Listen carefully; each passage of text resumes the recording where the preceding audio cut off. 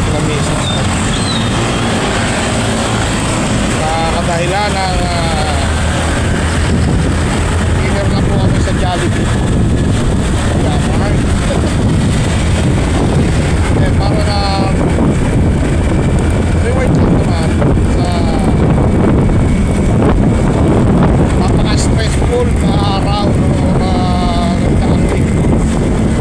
Lalo na ngayon, gusto ko 3 bar na lang ang aking gasolina. Tapos nagtaas pa. Ay po, wala tayong magagawa eh. Sabi ko nga, dapat tinatanggal na yung ano eh, tinatanggal na yung 12% na yan eh.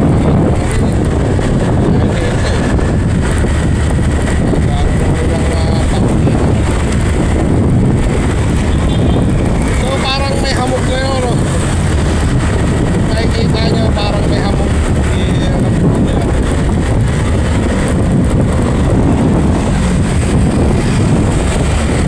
Dahil hindi na rin eh, medyo katatapos lang ng ulan. Tama na naman yung sa hindi na mabasa.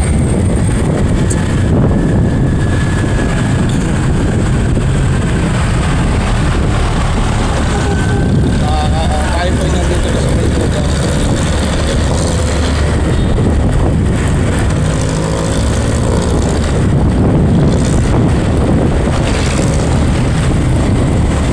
Paano ko lang naman yung yung mga nangyari na itong mga rolling. Tapos na eh. Tapos na yun eh.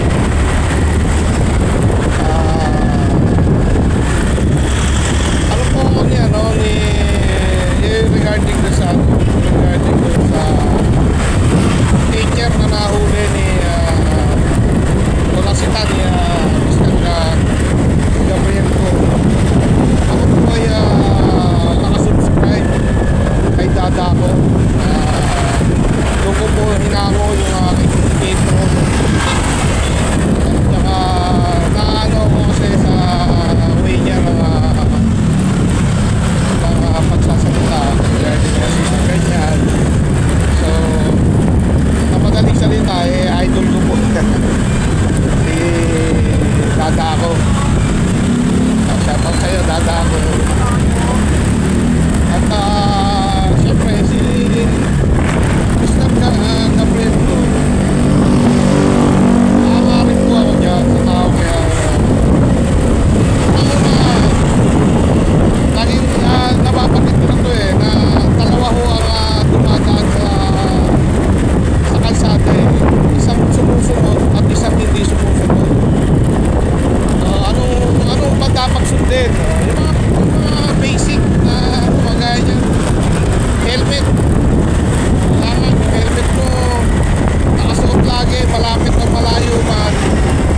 At guilty po ako dyan kasi may mga times na hindi talaga rin ako nagsusunod ng helmet kasi nga sa akin nakakasuot na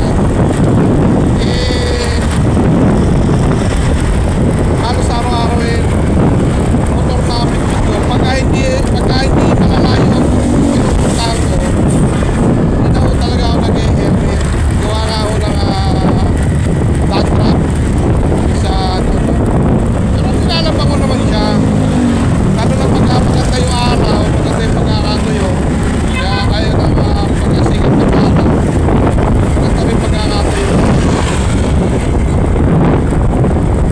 So yun na nga, sabi ko nga, kung ako halimbawa nahuli no, mapatigit ako. Bakit? Pagka ginawa ko yung isang bagay nang hindi ko sinunod yung panutunan, ang basic naman talaga yun, helmet yun. Pangalawa, syempre, hingi rin ako pasensya, di ba? At siguro yung point lang naman ni Sir Gabriel ko, kaya niya lang pinopost yung mga yan.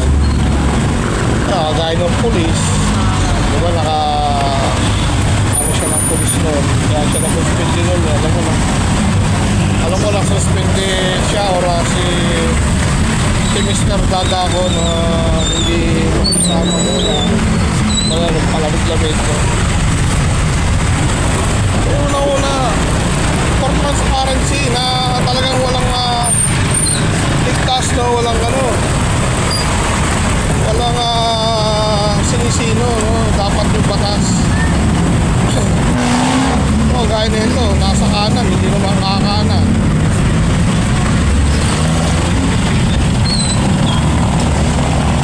Wala na, pila-pila na sila dyan.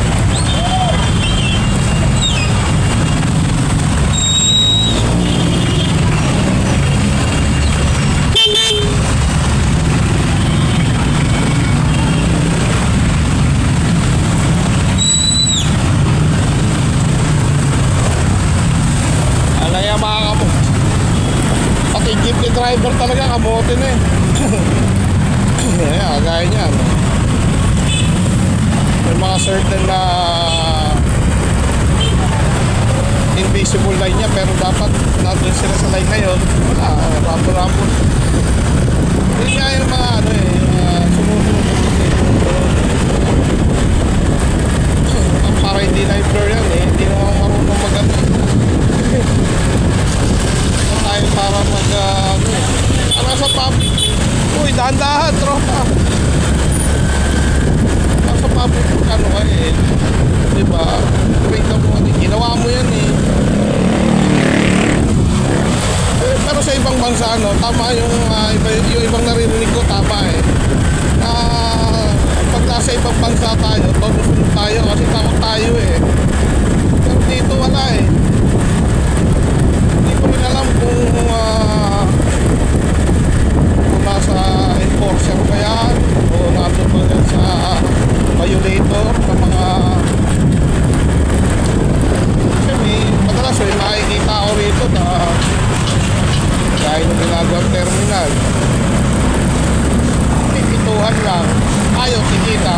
Paano natin ay pakikita na may ngipin yung batas natin, no? Or ini-implement natin yung batas kasi hindi natin sasampulan eh. Dahil yung dami ko bahala na kayo dun.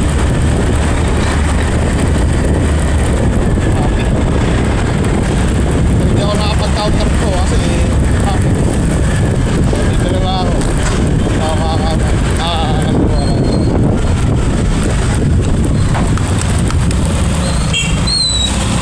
sige sir, dad.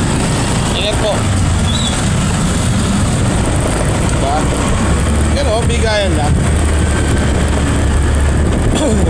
Kung nakaabot po kayo dito sa part na i-video na to, may like, share, subscribe at papalo na rin mga boss. At maraming salamat sa mga subscribers natin na natili at sa mga patuloy na natili at nanonood ng ating mga vlogs. Maraming salamat po sa inyo.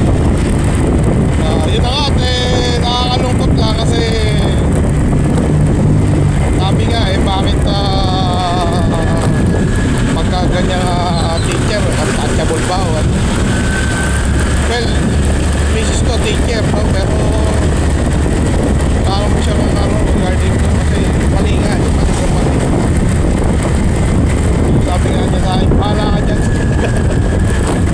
Ayaw makipag-argue.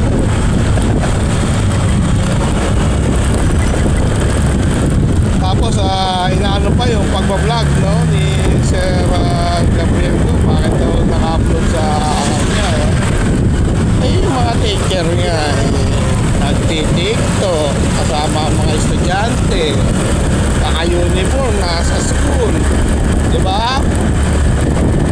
Ewan ko lang kung may patuloy pang gumagawa kasi sinilip nila isa, sinilip din naman nung supporters ni Sir Gabriel ko. Ganun mangyayari dyan. Pilipino tayo eh. Pagka hindi natin nakikita yung mga dumi sa ating pagmumukha, pilit tayo ng papatulog sa mukha natin. Yun. Kaya lang ako'y nalulungkot dahil sa despite sa paggawa niya na mabuti ganun pa. Ayan, ano na naman tayo, pag